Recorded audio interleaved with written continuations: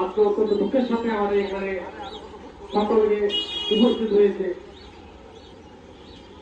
আসলে এইভাবে আমাদেরকে উপস্থিত থাকতে হবে যে বিগত 5 তারিখের পর সরকার বিএনপি সরকার আসার পর যে নিজ দলের লোকদের বিরুদ্ধে যে আমাদেরকে দাঁড়াইতে হবে এটা কখনো আমরা আশা করিনি।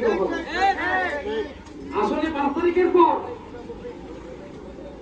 যে মানে নির্বাচন যে আসলো 37 আসলে আপনারা বিশেষ করে দেখবেন যে যারা ধানের শীষের বিপরীতে কাজ করছে সেন্টার তাদের কাছে মূল্যায়ন করতেছে, ছাত্রদলকে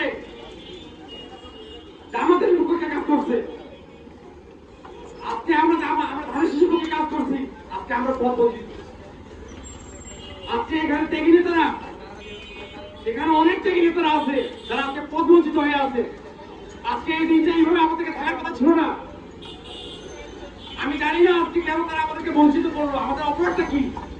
আমাদের ত্যাগী নেতাগুলো আজকে এই মাঠের মধ্যে কেন দাঁড়িয়ে থাকবে? আমরা তো কখনো ইয়া করিনি, কখনো কারো প্রশ্ন ইয়া করি নাই। আমরা তো সকল ঐক্য মিলেই তো আমরা কাজ করতে এসেছিলাম, একটা কমিটি চালিয়েছিলাম। কিন্তু আজকে আমাদেরকে কেন বঞ্চিত করে একক কমিটি করলো? কি কারণে? আমি তারেক রহমানের দৃষ্টি আকর্ষণ করছি, আমাদের সাংগঠনিক অভিভাবক, ছাত্র দলের অভিভাবক, আমি তার দৃষ্টি আকর্ষণ করছি। দিনাজপুর আপনার নানিবাসা এলাকা, এখানে ম্যাডাম বেড়ে উঠছে। এখানে ছাত্রদল যদি এখানে বিতর্কিত কমিটি হয় তাহলে সারা বাংলাদেশ নিতে পারে। আমি আপনার দৃষ্টি আকর্ষণ করতেছি।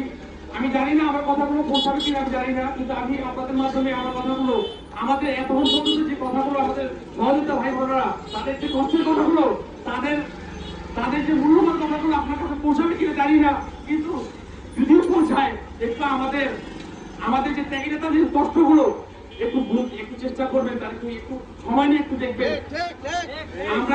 আমরা দীর্ঘ 12টি বছর, আমি আমার বন্ধু বলে গেল, আমি গভর্নমেন্ট কলেজ থেকে পড়াশোনা করে আসছি, করে আসছি, পৌর ছাত্র দলের সদস্য হয়েছি, আমি কমিটির জন্য কখনো বলেও নাই। কিন্তু কত করে কিভাবে আসে সেটাও আমি জানি না। কিন্তু আমরা তো দীর্ঘদিন রাজপথ থেকে সংগ্রাম করে আসছি। বিগত সরকারের আমল থেকে সরকারের আমল থেকে আমরা বেশিরভাগকে ইজ্জত করে সরকার গঠন করলাম। আজকে আমাদেরকে নিজ দলের লোকের পক্ষে আমাদেরকে এখানে মানববন্ধন করতে হচ্ছে।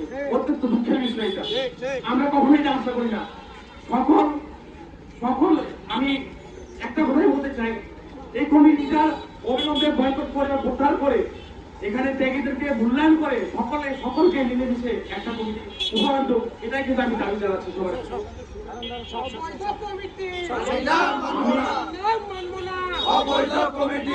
আরেকটি কথা বলতে চাই, তারেক রহমান একটি কথা বলেছিল যে মিছিলের শেষের দিকে শেষটাই তো কিন্তু একটি ছেলে তার পথ পর্যায়ে পাবে। আজকে আমরা পথ পর্যন্ত দূরে কথা, আজকে আমরা বঞ্চিত, আমরা আজকে সরকারের নিজ দলের লোকের বিপক্ষে এখানে দাঁড়াচ্ছি। আমরা খুব মর্মাহত আর কি। আমি জানি না কার কর্তব্যে আমাদেরকে এইভাবে বঞ্চিত করা হচ্ছে। এককভাবে কমিটি একের পর এক পকেট কমিটি করা হচ্ছে। এতদিনে আমরা দেখছি যে গভর্নমেন্ট কলেজে সেন্ট্রাল থেকে কিন্তু কমিটির লোক পাঠাইছে। এই কমিটি যে হয়েছে আমাদের জেলা নেতারা জানেই না। 2 ঘন্টা 3 ঘন্টা আগে যে জানতেছে কমিটি হচ্ছে, তারপর আমাদের বড় ভাইরা যেখানে কাগজ জমা দিয়েছিল তারা সেই কাগজ পর্যন্ত দপ্তর পর্যন্ত পৌঁছাচ্ছে কিনা আমরা কিছু জানি না সেটা। তাই আমি আপনাদের মাধ্যমে, মিডিয়া কভারেজের মাধ্যমে আমি বাংলাদেশ জাতীয়বাদী ছাত্র দলের সাংগঠনিক অভিভাবক জনাব তারেক রহমান মাননীয় প্রধানমন্ত্রী আপনার দৃষ্টি আকর্ষণ করছি, এই সুবিধা বঞ্চিত যারা ত্যাগী নেতারা আপনার তাদের কষ্টগুলো আপনার মাধ্যমে যেন পৌঁছে যায় এবং আমাদের এই যে বিগত দিনের ত্যাগী নেতারা তাদেরকে যেন সঠিকভাবে মূল্যায়ন করা হয়, এটাই আমি আপনাদের কাছে আবেদন করছি। আমি এখানে এইভাবে আমি আমার সংক্ষিপ্ত বিশেষ করছি। বাংলাদেশ জিন্দাবাদ, বাংলাদেশ জাতীয়বাদী ছাত্র জিন্দাবাদ, জিন্দাবাদ, সকল ধন্যবাদ।